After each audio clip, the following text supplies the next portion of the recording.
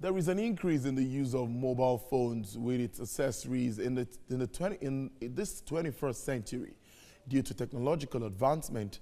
Mobile phone accessories such as batteries, battery chargers, mobile phones, repair parts, phone jackets and cover, memory cards, USB cables, modems, earpiece, etc. have created huge business opportunities.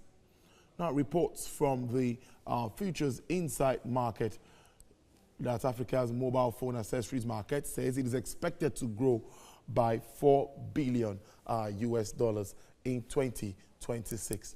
In 2016, phone accessories market grew between 2 to 3 billion US dollars. Nigeria is Africa's largest global system of mobile communications, that's GSM market, with more than 125 million subscribers and a market penetration of about 75%. Well, the phone accessory are imported into Nigeria, and they are important components of mobile phones, making it a lucrative business as there are millions of GSM users. I have an ICT expert in the house, Idowu Akinde. He joins us now to look critically at this and also a little touch on issues around cyber security, which is very important. Thank you very much for spending your time with us. Thank you, Chair. Let's start this way. $4 billion US dollars, that's huge from now to 2026. What is really going to happen? Obviously, it looks like the trend is that there will be more purchases, there will be more saturation of the market. So at 75% now, most likely we are going to deepen that penetration level and get to the 80s and the 90s percentage levels. Okay, that's one. Secondly, that's the secondary market. So the first thing usually with business for this part of the world is that we try to align with global players, manufacturers, and producers. Okay. Yeah. And we've done thus well with that. Going into the future, maybe I'm jumping the gun a bit, but my expectation is that we'll start to move away from just reselling somebody else's products, aka these accessories, to start building the local capacity to at least manufacture and produce these accessories.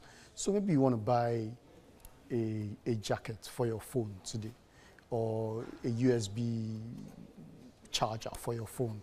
Why do you have to import it from Vietnam or from Japan or Taiwan or China? What do they have in those environments that we don't have here? You know, so these are some of the things that will trigger. Before you start to think about the huge capital investments of producing the mobile phone, at least let's produce those local things that are driving. So if we're about to start making $4 billion from the small margins, which are the profit margins, after importing somebody else's finished product, imagine what the margins would be if we can keep some of the value chain and produce them locally. But let's stay with what we have in this part of the world at this time. That's also a market for some people. Yes, they're making ends meet one way or the other. You know how many people, jobs being created one way or the other. It's a big so market. What would you say with regards to that? The positives are also there. Of course.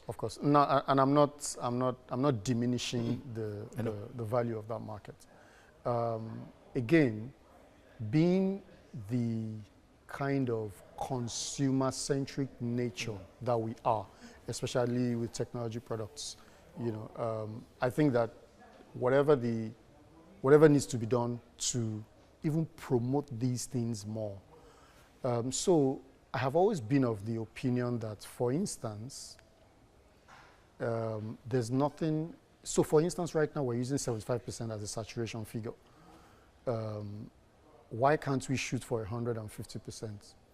After all, there are many people that we know. It's not strange for people to have more than one mobile device. You know, so numbers, saturation levels above 100% are not strange. So where people in the West or in developed countries would be targeting saturation levels close to the 100%, we shouldn't be looking at 100%, because in our climb, it's not strange for people to have more than one device. So if that's the case, then let's dream big, let's go big, as the case may be. So whatever helps to stimulate that market, local importation policies, special forex windows for importers, well, maybe tax holidays, whatever will help to stimulate those markets, I believe. We can't rule out the fact that there is serious competition also in this market. Okay. Even when you look at the phone market, today the iPhones are out, Samsungs, Techno, you see all of them kind of competing, and everybody wants to. So what do you make of this competition? Okay, so far the competition has played out well for us in Africa because technically speaking, we don't have the risks associated with the people who are with the players, with the people who produce these options. We are just consuming, and at the end of the day, competition forces innovation and productivity among the players, such that we, the consumers, end up enjoying higher value, higher quality products at lower prices. So, at the end of the day, whatever spectrum any African consumer, Nigerian consumer finds themselves today, what the competition has done for us is that it has ensured that we are buying it at, if not the exact optimal price for that particular device, whether it's a phone, it's a digital camera or something else, if it's not the exact optimal economic price, then it's close to that exact optimal economic price. So it's good for us. Now, back to that report. Okay. Factors like economic issues on the African continent might also affect this growth, don't you think? That seems to be a reality if we want to be realistic. Okay, just to clarify, are you talking about, let's say, political factors? Economic factors. Look at what is happening in Nigeria. Growth rates slow. South Africa and all of that. Angola. You know, it's across Africa. Okay, sure. So obviously, consumerism is closely tied to people's disposable incomes. Exactly. Middle class. Purchasing power will be low and all of that. So obviously that is a threat. And so that is another reminder to the handlers of our economy to do what needs to be done to stimulate spending. So where special financing windows need to be given to industries or industry players to ensure that they remain relevant and they are providing the jobs needed to give people the income to spend, thereby stimulating the high-level macro indices and virtuous cycle rather than the vicious cycle.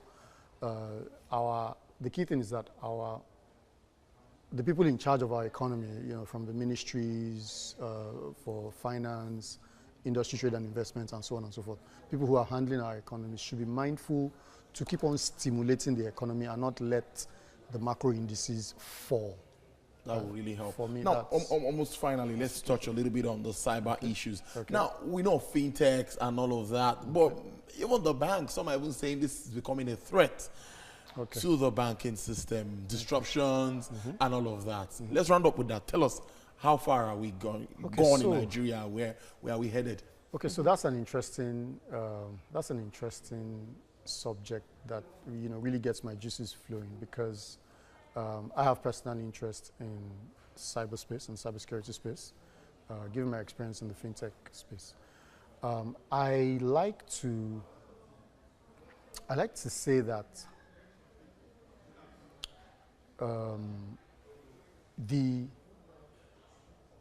we have a unique opportunity. We have a window of opportunity now with the skills and the competence that I've seen that are available locally among Nigerian IT professionals. We have a window of opportunity to build local homegrown cybersecurity products that can compete favorably with anyone that came from anywhere around the world, from Israel, from Spain, from Europe, from Americas. We have the know-how, we have the competence, we have the capability to build products that can compete with those big brand names. What this will do for us is that this will I believe strongly, I'm a patriot, I believe strongly that this can help to change the negative image that Nigeria has cybersecurity-wise around the world. And if people can start to see that, oh, indeed, pound for pound, dollar for dollar, or whatever the currency is, naira for naira, the effectiveness of these crop of locally homegrown Nigerian solutions is not any less than what they have expected and what they have grown used to by using Israeli products and the other ones. So I believe very strongly that more local players should set up cybersecurity companies. We local Nigerian IT professionals have a certain understanding of the mindset of some of these players that it takes a bit of getting used to for foreigners and outsiders to understand those things. So I believe that we're in the best position to build products to combat this menace. You work in the ICT expert. Thank you very much shedding light on all of this. Thank you very much. Positives, I really like. It's always a Thank pleasure. you for spending your afternoon with us. Thank you, sir. All right.